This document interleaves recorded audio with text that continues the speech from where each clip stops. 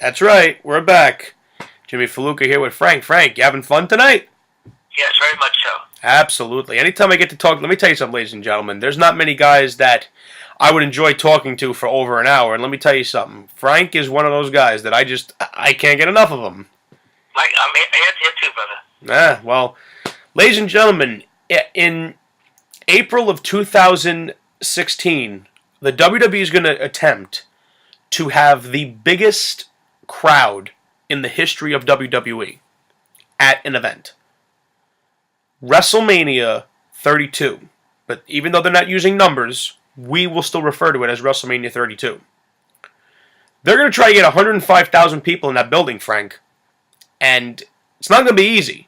You know, a lot of people are thinking, oh, they could put Duke the Dumpster Droese versus Doink the Clown in the main event and 100,000 will still show up. Do you share that mindset? No, I mean that's still up the building, but you got I think for next year it's all hands on deck. I mean, they have to pull out all the stops. It's almost like similar to WrestleMania 1. Just celebrities, great matches, legends, everything. Well, I'm going to tell you something. Earlier in the evening, on the OWN page and my personal Facebook page, I posted a question and I reached out to as many wrestling fans as I could. And I closed the voting. Let me make sure that I have this correctly so that way nobody thinks I snubbed them on purpose. I closed the voting at approximately 1 hour ago, which was 11:09. And the question was, to any wrestling fan out there that's listening, let's say Seth Rollins is entering WrestleMania 32 as the champion. Not saying that he's going to go straight through. Let's just say he walks in as the champion. Who would you guys most like to see face him for the title? And according to my list here, Frank, according to my list, which I'm going to pull up right now, just give me a moment. Because I'll tell you something, we had a lot of people give their opinions on this matter, Frank, which was great. We had including the two of us, 1, 2, 3, 4, 5, 6, 7, 8, 9, 10, 11, 12, 13, 14, 15, 16, 17, 18, 19, 20, 21. We had 21 people vote. And I asked each of them, give me your top 5 choices of who you would like to see face Seth Rollins in no sequential order. It doesn't have to be in order. And the guys that got the most votes: Daniel Bryan with 16 votes, Dolph Ziggler with 13 votes, and Dean Ambrose with 11 votes. And, hang on to your hat, with 8 votes, Brock Lesnar. With 7 votes, Bray Wyatt. That's the top 5 choices. What do you think of that, Frank? I think any of those matches could work, and I would have said I would have also said a triple threat match, but maybe with a Shield triple threat or. I'll tell you, the Shield triple threat only got 5 votes. I was surprised. I expected more people to request that match. I actually expected it to win. But apparently, this majority that doesn't exist is demanding Daniel Bryan get the title shot. And I'm going to be posting the list on my personal Facebook page with everyone's names on who they voted for. And I better not catch anyone giving anyone any shit for their choices, because pro wrestling is subjective. I mean, we had Nick Durst, who's on our page, say that he thinks that one of his choices was The Miz. Which, let's be very honest, he's in the minority on that one, but that's his opinion. He's entitled to his opinion. Miz only got 1 vote. Another friend of mine, Nick Perkins, he had Hideo Itami on the list. He only got 1 vote. Guys like The Rock and The Undertaker were one of the guys asked, but they only got 1 vote each. Daniel Bryan's getting that many votes in that short period of time, and the guy that was closest to him was Dolph Ziggler. So apparently, Dolph Ziggler, who doesn't, apparently to some people, doesn't belong in the main event, most people want to see him and Bryan and Ambrose get the title shot. I mean, I think if you put Rollins in there with any of those three guys, it's a show stealer, and you're going to get quality out of it, and the fans are going to care. You know, to me, this mindset of, oh, we already got your money, so we don't give a damn if you care. It's not how it should be. If you're in an entertainment company, your two main goals should be to make the most money and to entertain your audience. Right or wrong, Frank? I agree. But also now that Rollins is champ, I think now, he has to win a few matches. He has to establish himself as a credible champion. Absolutely. I don't want to see this guy have a run with the title that The Miz had, which was a complete joke. Which was a complete joke. He has to go over on Orton next month. Clean. He will, because he'll get his win back. But now, regardless of how he wins, he has to win. He has to start winning now. Absolutely. At least when Triple H was beating guys like Mick Foley, it was clean. That's how you legitimize someone as a WWE champion. Triple H didn't need DX to help him beat Mick Foley, especially in the Hell in a Cell match where everyone was like, "Yep, Cactus Jack has the edge." Nope, Triple H beat him. Clean.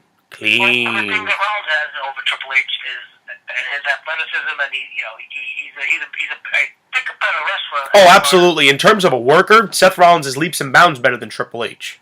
Right. So even if he does have J&J security interfere and this guy interfere, as long as the match on the whole is a showstopper, then. Well, speaking of on the whole, let's discuss the hole in the road that we suffered on Monday, which is when Sting was on after Raw.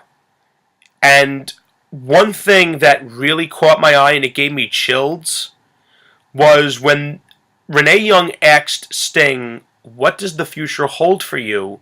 The crowd universally was chanting one name: Undertaker. And Sting looked at the crowd and acknowledged it. I mean, Frank, I'm going to be selfish here for a second, if I may. I've wanted to see that match since I'm 7.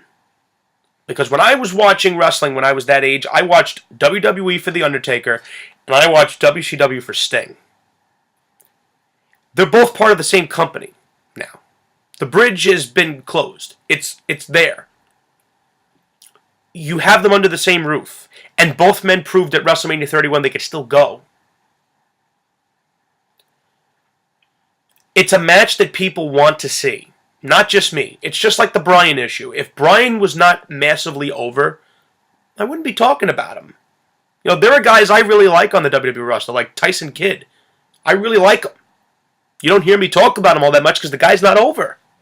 He doesn't have people cheering his name in other people's matches. You don't see people with tons of Tyson Kidd signs. So I don't discuss him because I know that for me to argue that he should be in a main match is bullshit because no one gives a fuck about him. Undertaker and Sting is a match people still want to see.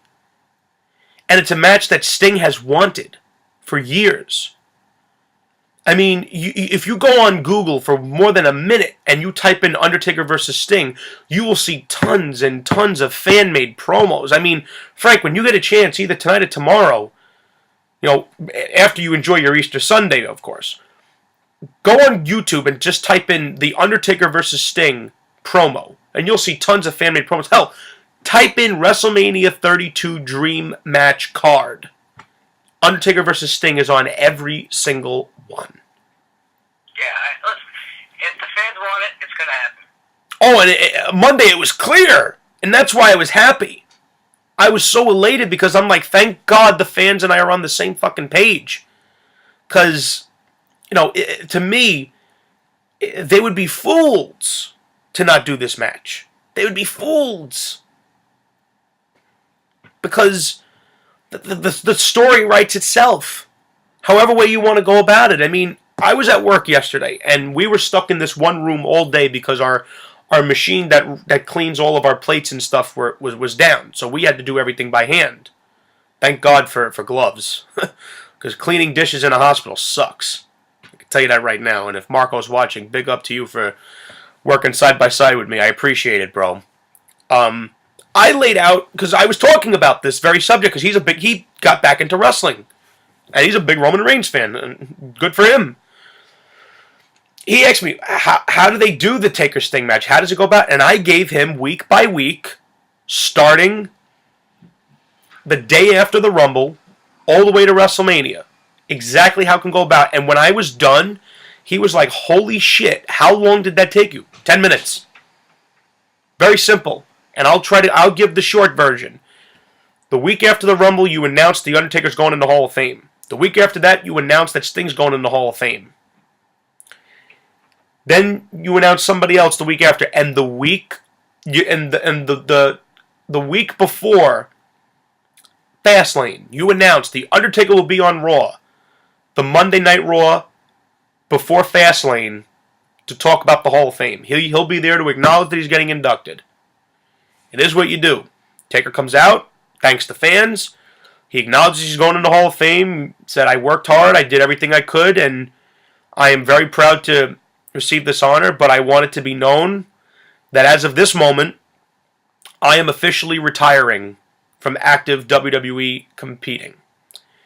And as he's leaving, Sting shows up, doesn't say a fucking word, gets in his face, they're face to face with each other, you're off the air. Now, everyone's going to be tuning in next week. You know what happens next week, Frank? Nothing! Absolutely nothing happens next week. Because the commentators are saying, ladies and gentlemen, the WWE was not counting on Sting and The Undertaker getting into this encounter with each other. We're just inducting them in the Hall of Fame. And then they promote next week, The Undertaker will be at Monday Night Raw to sign away his career. And Mr. McMahon will be in the ring to sign the official document to end The Undertaker's career. Taker shows up in the last segment of the next week's Raw. Yes, you do this last because it's at the end of this story, Taker and Sting both retire. So you have to do it this way. Taker goes to sign everything. Sting shows up and basically says, listen, I've wanted this match for years. They've wanted this match for years. And he points to the fans. You're going to deny them that pleasure of seeing the two of us kick the hell out of each other? And Taker just basically says, I have nothing to prove to you. I proved last year that I didn't need the streak to survive. I just need to be The Undertaker. But now my day in the sun is over. And Sting can needle him about losing to Brock Lesnar and say, what, you lost one match and you don't want to do it anymore? And when Taker tries to sign the contract to end his career, Sting pulls out the baseball bat, backs him up, and takes a baseball bat to the friggin' table with the contract. Taker's pissed. Vince turns around and says, Undertaker, your work here is not done. Give the people what they want. And Vince pulls out a contract, and in big bold letters it says, The Undertaker versus Sting. Sting signs the contract. He hands it to The Undertaker and says, do you have the soul to face me at WrestleMania? And Undertaker says, yeah, I'll face you at WrestleMania. But I want something to be made very clear. When that match is over, not only will my career be over, but yours will as well. Taker signs it, you're off the air, and either guy could win that match. What do you think, Frank? I have no problem with that. It could be the double retirement match. That's how it should be. They could both go in the Hall of Fame that match. We just have Undertaker go in and Sting go in the next year. You could do that as well. I think, personally, both men belong in the Hall of Fame on the same night. I think they're both... Yeah, but absolutely, you don't want to take away from The Undertaker, Sting is a big star of his own, so... Oh, you could put anybody on the Hall of Fame the same year as The Undertaker, and it ain't going to take away nothing from him. The fans are still going to go nuts in the Hall of Fame. They're going to still show him the respect he deserves, and when he goes in the Hall of Fame, it's going to be a big deal. It's going to be a big deal, and what better place to do it than Texas? It's Taker's hometown. Dallas is where he grew up. Next year's WrestleMania could go down as the biggest WrestleMania. They're going to have the biggest crowd. They're going to break the WrestleMania record for attendance. And I think that The Undertaker retiring would be a major selling point to that WrestleMania, especially if Taker's headlining that show in a main event against Sting. Now, I'm not saying that match should close the show, because I personally believe that the title should always close the show, unless a legend is retiring. So if they decide to do Taker and Sting last, I won't object to it, because it's a retirement deal. That's why I had no problem with Shawn Michaels. Depending on who's No, of course. To me personally, the title should always be last. It should always be last unless a legend is retiring, and I've said that many years. I think next year, like I said, it's all hands on deck. Absolutely. Anybody and everybody come out. And, I also think that they should go ahead with the Rock versus Triple H. I think they should jump on that, see if they can get Ronda Rousey to be in The Rock's corner, have Stephanie be in Triple H's corner, and right there and then, with those two matches alone, you got tickets being sold. Sure. You throw in a Brock Lesnar versus somebody match. Absolutely. Personally, you want to know who I would put him in the ring with? If I had the pencil, I actually do have a pencil in my hand. It's kind of broken, but that's why we got sharpeners for. I'm going to sharpen my pencil. Zzz, here we go. I would put Brock Lesnar in the ring with Bray Wyatt. Sorry about that. I would have Brock Lesnar in the ring with Bray Wyatt. Because Brock Lesnar has never faced a man like Bray Wyatt, who is... And I'm not comparing him to The Undertaker, because The Undertaker's a character all on his own. Bray Wyatt's a cult leader. Bray Wyatt's a man who looks at himself and sees the Antichrist. He is a sick, demented individual who thrives on pain and thrives on causing pain to others. It could be like a Batman Joker deal where Brock's beating on him and Bray Wyatt's like, come on, give me more, because in the end your soul's going to be mine. Now think about that if you're Bray Wyatt. The first year you wrestle at WrestleMania, you wrestle John Cena. The second year you wrestle The Undertaker. The third you're wrestling Brock Lesnar. That's a big deal. And you're going to be shocked. I'd have Bray go over. Oh, you give up? Absolutely. And it would shock everybody. Because ain't nobody would expect Bray Wyatt to win. So, in essence, you're passing The Undertaker's torch to Bray Wyatt. Because whoever beats Brock Lesnar clean takes the torch of The Undertaker. Who better than Bray Wyatt? Well, if they're gonna go for it, then that's what you could do. You got to make Bray Wyatt the top main guy, the top main heel. Could you imagine though Bray Wyatt hitting Brock with the Sister Abigail and getting the 3 count? Could you imagine the deafening silence in that building? No one would see that coming. Yeah, it sounds good. And it's a marquee match for Brock. It's a marquee match for Bray Wyatt. It pole vaults Bray Wyatt into that upper echelon. And by the end of the year, he'd be the WWE champion, in my book. Another match I think they should do is... Oh, man, I get so excited when I come up with these dream cards. I really enjoy it. Originally, I had Daniel Bryan going up against Hideo Itami, defending his Intercontinental title, but considering the voting I got, fuck, Daniel Bryan belongs in the title match with Seth Rollins. Could you imagine those two going at it? It'd be like Sean Brett all over again. That'd be great. Who does Cena face him? Cena would be... I would put John Cena in the ring with Roman Reigns.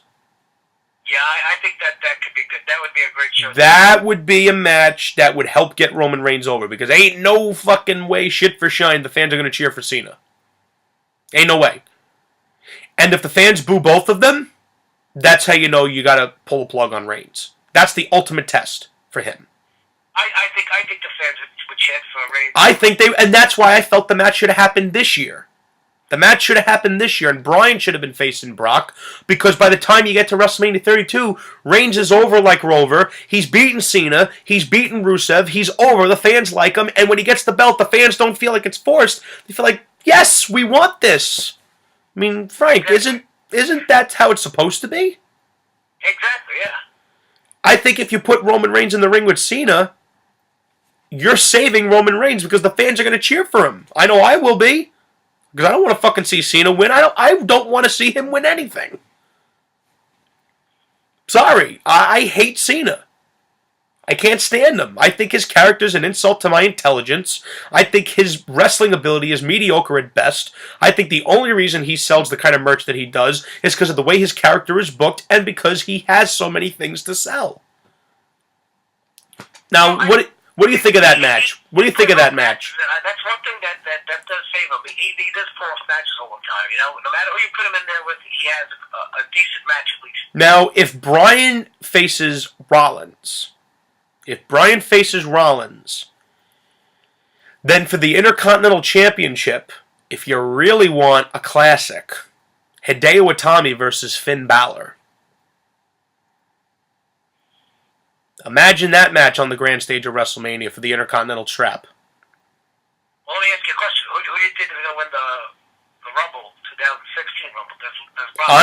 Honestly, with the way my voting went, I would give the fans what they want and have Bryan win the Rumble finally. After 2 years in a row of fucking it up, you have him win it.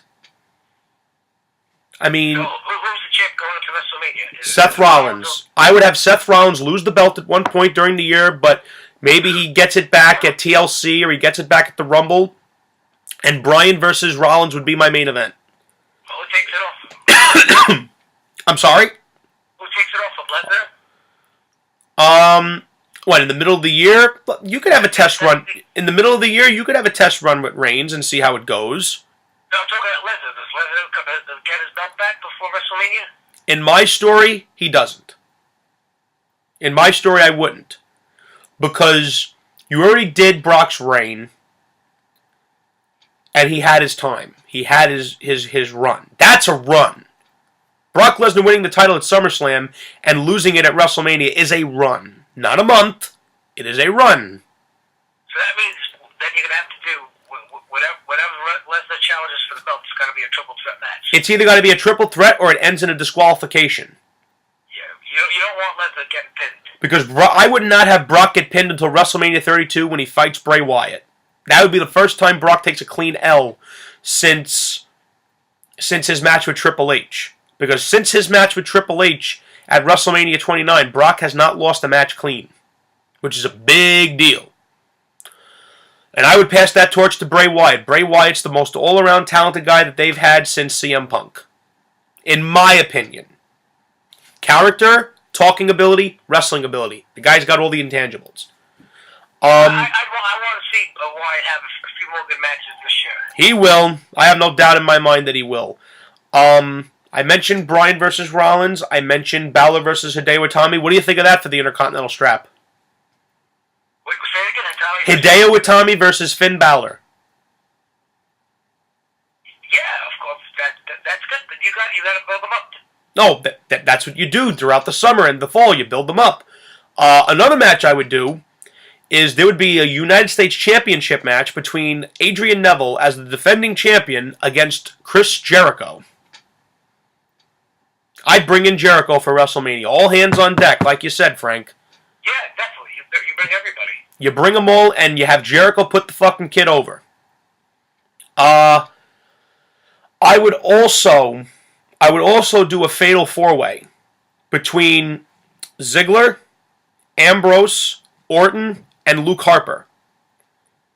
And whoever wins that match gets a title shot against either the U.S. or Intercontinental. Whoever the winner is, he gets to choose. And I would have Orton put over one of those three guys. Because I would not have Orton win the match. He would be the one doing the job. And I don't think he'd have a problem doing it. And any of those three guys is a good choice. Because I think Luke Harper is vastly talented for a big man. Ziggler can't say enough about him. Ambrose can't say enough about him. What do you think? I agree. All those guys are talented. It all matters in the booking. They can't keep having these guys face off every week and losing 3-minute matches and just spreading these guys over and over. It is, absolutely. And another match I would do, because remember, all hands on deck. We're going to try to pull off the biggest WrestleMania we can. The Lucha Dragons versus the Brass Ring Club, which is Tyson Kidd and Cesaro, versus the Dudley Boys in a TLC match for the tag team titles. Wow. Yeah. You bring in those damn Dudleys. Imagine the crowd's reaction to that. The Dudleys are looking to go for one more run with the tag titles. And if any of those three teams win, the crowd will go home happy with it.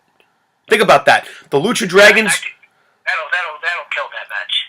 The Lucha Dragons win, You got an up-and-coming team that just won the tag titles. If the Brass Ring Club wins, great wrestlers retaining the tag titles. And if the Dudleys win, it's a nostalgia act. And who doesn't fucking love a nostalgia act? That's... Yeah, just they don't even have to win the belts. No, just the Dudleys being there is a big deal. You know how many fans the Dudley Boys have? They're one of the... You can even put them in the Hall of Fame next year. Absolutely. Absolutely, and that's their payoff. They go in the Hall of Fame, and they're putting over the young guys, and the Dudleys would have no problem with it.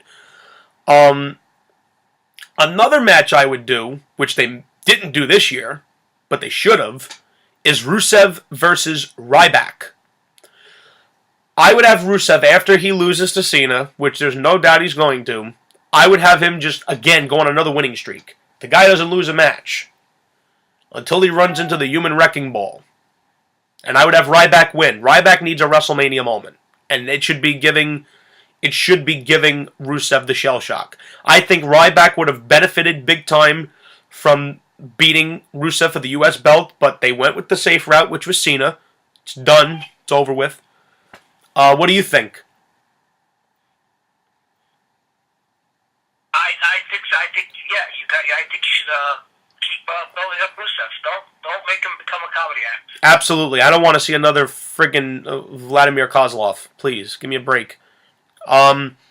Originally, I had my Divas title match as Stephanie McMahon versus AJ Lee, but since AJ retired, I scrapped that idea, and mine was, check this out, a 2 out of 3 falls match between Charlotte and Paige. How about that? That's another thing. They got some great talent in NXT with the women, and yeah. Yes, they do. Yes, they do. They have amazing talent. And maybe you could throw Ronda Rousey in there somewhere. In my world, Ronda Rousey would be in The Rock's corner when he fights Triple H with Stephanie in his corner.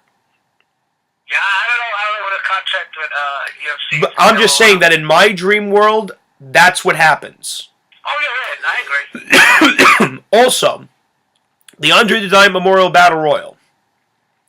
I would add some more prestige to that so that whoever wins gets a title shot at SummerSlam.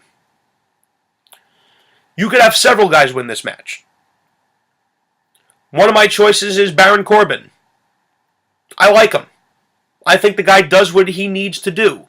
The guy does exactly what you would want out of a guy like him. Or, if you really wanted to push the envelope, you have all the guys get in the ring, and then the last participant gets his own entrance. And he is the winner, and his name is Kevin Owens. Would anyone have a problem with Kevin Owens winning the Andre the Giant Memorial Battle Royal in his WrestleMania debut and is automatically gifted a title shot at SummerSlam? And he's having one badass performance after another, always showing the champion, I'm waiting for you. And when I come to SummerSlam, I'm taking that title. You're making that Andre the Giant Memorial Battle Royal that is considered a stinkfest and making it important. So that way, from now on, whoever wins that Battle Royal, you're gifted a title shot. Now you want to be in the Andre the Giant Memorial Battle Royal because you want to get a title shot. Because that's what the business is all about. Becoming the WWE champion. Now, what do you think of that, Frank? And do you have a problem with Kevin Owens winning that match?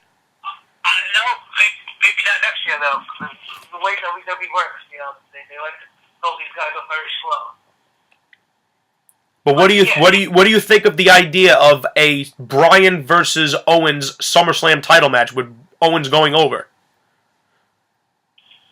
Again, I think it's too early right now for Kevin Owens to. So then, who would you have win the Battle Royal in your world? Who? What, next year you're talking about? Yes. I don't know. It depends on how the year's going. Who needs it?